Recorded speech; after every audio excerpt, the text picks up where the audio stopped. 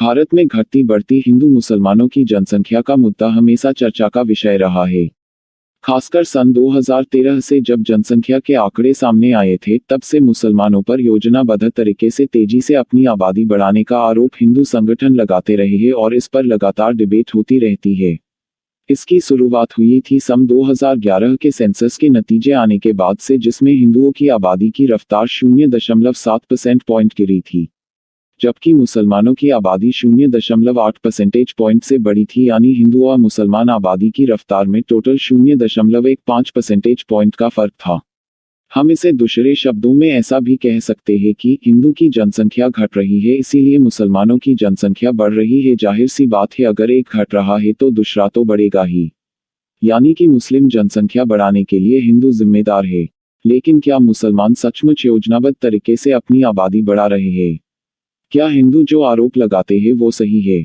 आइए हम कुछ बेहद सामान्य बातों पर नजर डालते हैं जो कि हिंदू और मुसलमानों की जनसंख्या के नजरिए से बेहद महत्वपूर्ण है। Fact number 1। हिंदुओं ने 1980 से छोटा परिवार सुखी परिवार वाले सरकारी विज्ञापनों के अनुसार 1 या 2 बच्चों की पॉलिसी गंभीरता से अपना रखी है, जो कि देश में तेजी से बढ़ रही आबादी पर लगाम लगाने के लिए जरूरी भी है। लेकिन आंकड़ों और हिंदू नेताओं के अनुसार मुसलमान 1 या 2 बच्चों की पॉलिसी पर गंभीर नहीं है। उदाहरण के तौर पर आप शाहरुख खान, आमिर खान और सैफ अली खान को ले सकते हैं। शाहरुख खान के 3 बच्चे हैं, आमिर खान के भी 3 बच्चे और सैफ अली खान के तो 4 बच्चे हैं। ये लोग बहुत प्रतिष्ठित और देश के जिम्मेदार व्यक्ति है, लोग इनसे सीखते हैं। और यही अगर 1 या 2 बच्चों की पॉलिसी पर गंभीर नहीं है तो बाकी मुसलमानों से क्या कह सकते हैं? वारिस कौन सी क्लास में पढ़ा है? क्या कौन सी क्लास है यार? पहली में। कै बहन भाई हो? 16। कै अति मोहम्मद कौन सी क्लास आई हो? 9। बेटा क्या नाम है? मोहब्बत। कितने बहन भाई हो? 16। क्या नाम है?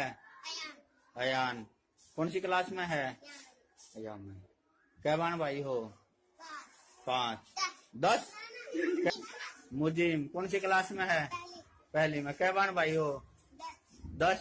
कै बहन है? नाम है तेरा? फरहान। कौन सी क्लास में पढ़ा है?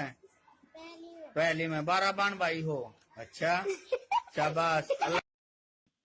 Fact number 2। 1990 के बाद से हिंदुओं में लड़का लड़की दोनों में एजुकेशन का स्तर बढ़ा है। हिंदू युवाओं में पढ़ाई के बाद अपना कैरियर सेट करना और उसके बाद विवाह करने का प्रचलन जोरों पर है, जबकि इससे पहले तक हिंदुओं का विवाह 20 से 22 वर्ष की उम्र में हो जाता था और पढ़ाई और करियर सेट करने पर विशेष ध्यान नहीं दिया जाता था, बल्कि शादी की उम्र गुजर रही है इस पर ज्यादा ध्यान दिया जाता था। यानी पहले हिंदुओं का विवाह 20 से 22 वर्ष की उम्र में हो जाता था, जबकि अब 25 से 30 वर्ष के आसपास होता है।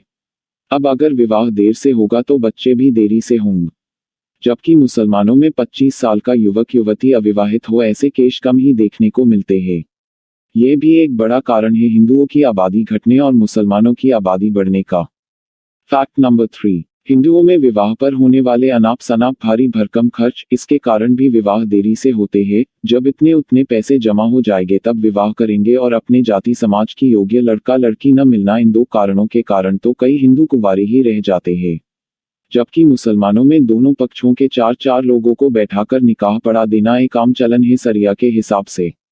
Fact number 4। हिंदुओं में साधु संत धर्मगुरु और हिंदू संगठनों से जुड़े काफी लोग हैं जो विवाह नहीं करते हैं। उनमें ब्रह्मचर्य यानी कि अविवाहित रहने का धार्मिक प्रचलन है और इनकी संख्या भी लाखों में है, जबकि मुसलमानों के मौलवी धर्मगुरु कभी अविवाहित नहीं होते बल्कि 1 से ज्यादा विवाह भी कर सकते हैं, जिसकी उन्हें धार्मिक मान्यता भी है। ये भी एक बड़ा कारण है हिंदुओं की जनसंख्या घटने का और मुसलमानों की जनसंख्या स्थायी रहने और बढ़ते रहने का, जबकि हिंदुओं की जनसंख्या की दर स्थायी नहीं है।